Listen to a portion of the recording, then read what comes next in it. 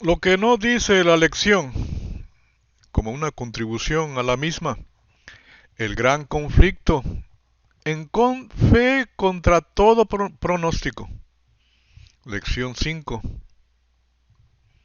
Todo plan debe tener un objetivo, costo y propósito. Objetivo nos indica el qué. ¿Qué es lo que queremos que se haga real, concreto, tangible? Costo nos indica el medio o método para alcanzar el objetivo. Propósito nos indica para qué. ¿Cuál es la razón, la existencia del objetivo? En el libro de Génesis, en el capítulo 1, están delineados el objetivo y el propósito del solo y único plan de Dios. Entonces dijo Dios, hagamos al hombre a nuestra imagen conforme a nuestra semejanza, y señoree en los peces del mar, en las aves de los cielos, en las bestias en toda la tierra y en todo animal que se arrastra sobre la tierra. Delinea en forma sucinta su solo y único plan. Y creó Dios al hombre a su imagen, e imagen de Dios los creó. Varón y hembra los creó. Delinea cómo están hechos el objetivo, por lo cual venimos a ser hijos. Y Dios, Elohim Padre. Dios los bendijo y les dijo, sean fecundos y multiplíquense, llenen la tierra, sojúzguenla, y tengan dominio sobre los peces del mar, las aves del cielo y todos los animales que se desplazan sobre la tierra. Delinea cómo ha de ser el objetivo. En una palabra, ha de ser productivo. Y de esa manera, en productividad, realice el propósito para lo cual ha sido creado. Dominar, regir, reinar. Pero sucede una interrupción en el desarrollo del solo y único plan de Dios que les impide dominar, regir, reinar. La caída. Nadie planea para fracasar. Se fracasa al no planear. Y como no ha terminado el desarrollo de su solo y único plan, hace uso del costo para restaurar en el objetivo lo que perdió en la caída. ¿Y qué perdió? Santidad, dominio, su presencia. En la palabra están delineados el objetivo y el propósito para nuestra vida. La misión de Dios es mi misión. La única opción ante la palabra de Dios es la obediencia. Como no sabemos obedecer, debemos de aprender a obedecer, pero como la de un esclavo. El que quiera ser grande entre vosotros sea como el sirviente, diácono, es decir, su servicio en relación con lo que hay que hacer. Y el que quiera ser el primero entre vosotros sea como el esclavo, duolos, es decir, su servicio en relación con su amo, con su patrón. ¿Quién de vosotros teniendo un siervo, esclavo, que ara o apacienta ganado, al volver él del campo, luego le dice, pasa y siéntate a la mesa? ¿No le dice más bien, prepárame la cena, cíñete y sírveme hasta que haya comido y bebido, y después de esto come y bebe tú? ¿Acaso da gracias al siervo, esclavo, porque hizo lo que se le había mandado? Pienso que no. Así también vosotros, cuando hayáis hecho todo lo que ha sido ordenado, decid, siervos inútiles somos por lo que debíamos hacer, hicimos. Todo aquel que sirva con la expectativa de recibir algo de su amo por el servicio es un siervo inútil. No sirve en realidad. Yo no anuncio la buena noticia de Cristo para sentirme importante. Lo hago porque Dios así me lo ordenó. Y pobre de mí si no lo hago. Yo no puedo esperar que se me pague por anunciar la buena noticia, el Evangelio. Pues no se me preguntó si quería hacerlo, se me ordenó hacerlo. Pero entonces, ¿qué gano yo con eso? ¿Cuál es mi recompensa? Nada menos que la satisfacción de poder anunciar la buena noticia, el Evangelio, sin recibir nada a cambio. Es decir, anunciarla sin hacer valer mi derecho de vivir de mi trabajo como apóstol. Es decir, la recompensa está en el servicio. Dios llama a Samuel y él responde, habla que tu siervo oye. Así debemos de ser frente a la palabra. El pueblo de Dios rechazó el gobierno de Dios al pedir rey a Samuel. Y le dijeron, he aquí tú has envejecido, y tus hijos no andan en tus caminos. Por tanto, constitúyenos ahora un rey que nos juzgue, como tienen las otras naciones. Y dijo Jehová a Samuel, oye la voz del pueblo en todo lo que te digan, porque no te han desechado a ti, sino a mí me han desechado para que no reine sobre ellos. Estos versículos muestran que su pueblo al pedir rey estaban rechazando a que Dios reinara sobre ellos. Estaban rechazando la manera en que gobierna Dios. ¿Cómo gobierna Dios sobre nosotros? A través de leyes, mandamientos, estatutos, decretos. Además les dice, conforme a todas las obras que han hecho desde el día que los saqué de Egipto hasta hoy, dejándome a mí y sirviendo a dioses ajenos, así hacen también contigo. Es decir, rechazar el gobierno de Dios es idolatría. ¿Te sigues a ti mismo o sigues a otro que no es Dios? La palabra que trajo nuestro Señor proviene de su Padre, el Rey de Gloria. Pero Él les dijo, también es necesario que yo anuncie en otras ciudades las buenas nuevas del reino de Dios, porque para esto he sido enviado. Y siguió predicando en las sinagogas de esa región y empezó su ministerio. Después que Juan fue encarcelado, Jesús vino a Galilea predicando el evangelio del reino de Dios, diciendo, el tiempo se ha cumplido y el reino de Dios se ha acercado. Arrepentíos y creed en el evangelio. ¿Cuál evangelio? El del reino de Dios, el gobierno de Dios. Esta palabra se las transmitió a sus discípulos y ellos, a la orden del Señor, se la transmitieron a las ovejas perdidas de la casa de Israel.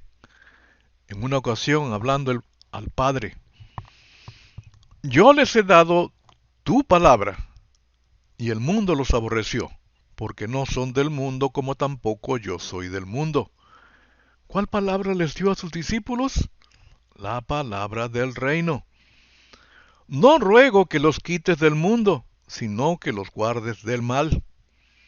No son del mundo, como tampoco yo soy del mundo. Santifícalos en tu verdad, tu palabra es verdad. ¿Cuál palabra santifica? ¿Cuál verdad santifica? ¿A quién se le debe dar gloria y alabanza? Que sí obra para eternidad. ¿Qué pues es Pablo y qué es Apolos? Servidores por medio de los cuales habéis creído. Y eso según lo que a cada uno concedió el Señor.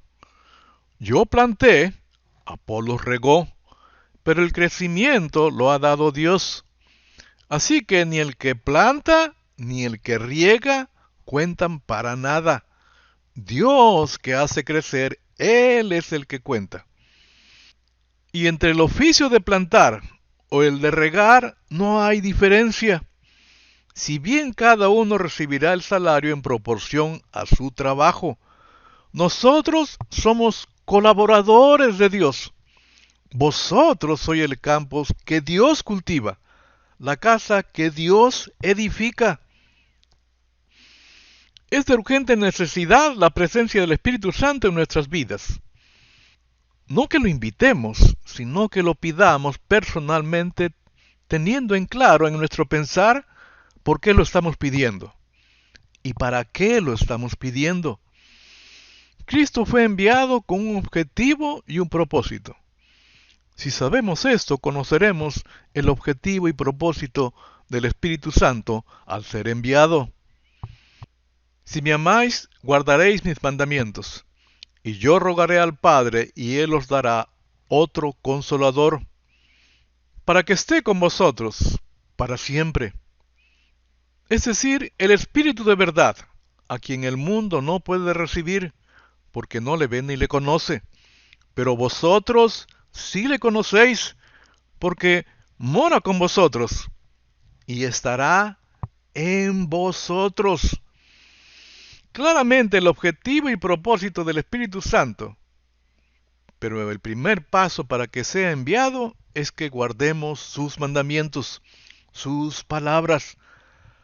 Además, que no nos quedemos con el Dios con nosotros, sino prosigamos en el crecimiento espiritual hasta que sea Dios en nosotros. Esta verdad y estará en vosotros es iluminación. Es la verdad que ilumina nuestras vidas, que nos dan esperanza. Jesús respondió y le dijo, si alguno me ama, guardará mi palabra, y mi Padre lo amará, y vendremos a él y haremos con él morada. El que no me ama, no guarda mis palabras, y la palabra que oís no es mía, sino del Padre que me envió.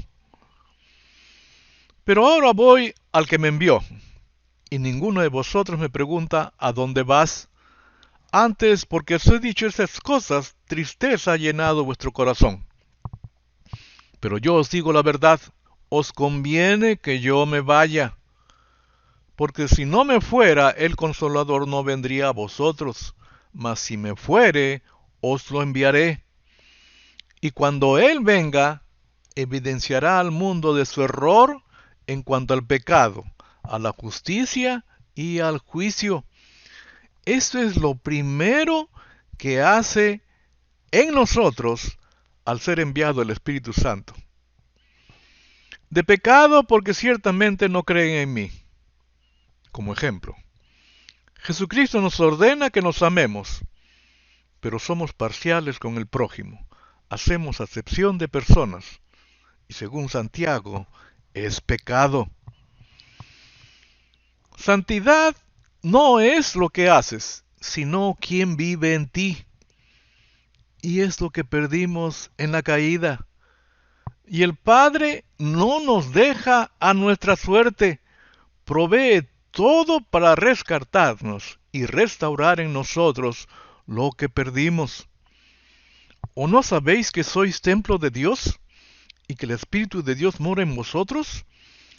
Si alguno violare al templo de Dios, Dios destruirá al tal, porque el templo de Dios, el cual sois vosotros, santo es.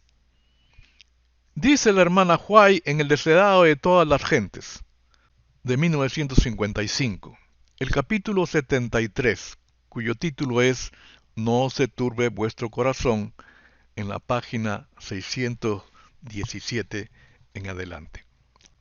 El Espíritu Santo era el más elevado de todos los dones que podía solicitar de su Padre para la exaltación de su pueblo.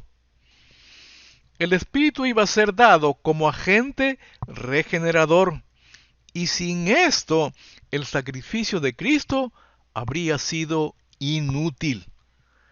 El poder del mal se había estado fortaleciendo durante siglos, y la sumisión de los hombres a este cautiverio satánico era asombrosa. El pecado podía ser resistido y vencido únicamente por la poderosa intervención de la tercera persona de la divinidad, que iba a venir no con energía modificada, sino en la plenitud del poder divino. El Espíritu es el que hace eficaz lo que ha sido realizado por el Redentor del mundo.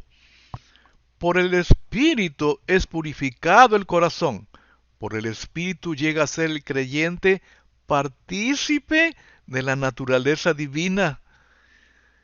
Cristo ha dado su Espíritu como poder divino para vencer todas las tendencias hacia el mal, hereditarias y cultivadas, y para grabar su propio carácter en su iglesia. En síntesis, lo que está diciendo, dice, si no aceptamos al agente regenerador en nuestras vidas, en vano murió Cristo. ¿Quién es el regenerador? El Espíritu Santo. Fe es basada en las promesas de Dios. Y para ello tenemos que conocer a Dios. Pero sin fe es imposible agradar a Dios, porque es necesario que el que se acerca a Dios crea que le hay y que es galardonador de los que le buscan. Y en esto sabemos que nosotros le conocemos si guardamos sus mandamientos. El que dice yo le conozco y no guarda sus mandamientos, el tal es mentiroso y la verdad no está en él. La definición de la fe. Es pues la fe, la certeza de lo que se espera, la convicción de lo que no se ve. Moisés y Aarón hablaron al pueblo de la promesa de Dios, la tierra que fluye leche y miel. La presentaron de tal manera que la vieron desde lejos, y así salieron de Egipto. A los cielos y a la tierra llamo por testigos hoy contra vosotros, que os he puesto delante la vida y la muerte, la bendición y la maldición. Escoge pues la vida para que vivas tú y tu descendencia. Esta es la promesa, que vivas tú y tu descendencia, que tengas vida plena y abundante. ¿Cómo? Amando a Jehová tu Dios, escuchando su voz y siéndole fiel, porque Él es tu vida y la prolongación de tus días. ¿Qué está pidiendo? Obediencia. El Señor trajo al pueblo de Israel por 40 años en el desierto,